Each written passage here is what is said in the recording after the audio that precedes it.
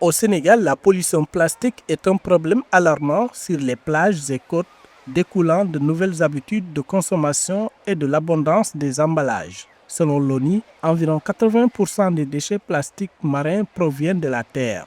Le Sénégal a produit plus de 270 000 tonnes de déchets plastiques en 2024, dont moins de 10% ont été recyclés.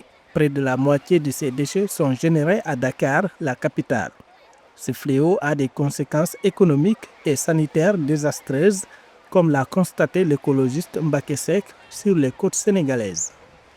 Parler des plastiques est opportun en ce moment, parce qu'actuellement à Genève se déroule la négociation sur le traité mondial sur le plastique et c'est le directeur Baba Dramé qui représente le Sénégal. Le ministre avait signé le traité international sur le plastique le 10 juin dernier à Nice, mais ce que nous voyons sur cette plage de Hann, ces vagues remplies de plastique, c'est la même chose que nous avons à Bargny.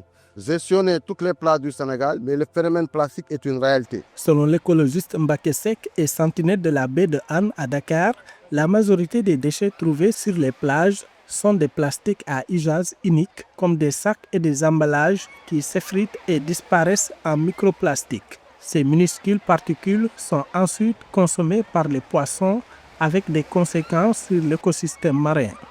Nous avons des taux de présence de microplastiques extrêmement élevés.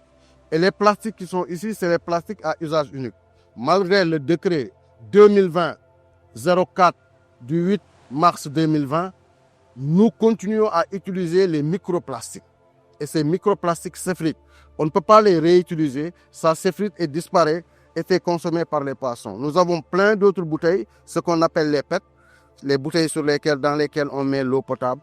Selon une étude du GREI 2022-2023 sur la pollution marine dans 4 villes littorales sénégalaises, Saint-Louis, Dakar, Mbour, Ziguinchor, les déchets plastiques constituent 80% des détritus sur le site. Ces déchets proviennent majoritairement d'emballages agroalimentaires, de produits ménagers et des sachets d'eau. L'étude révèle un taux de recyclage de 22%, alors que 42 000 tonnes de plastique pourraient être valorisées annuellement.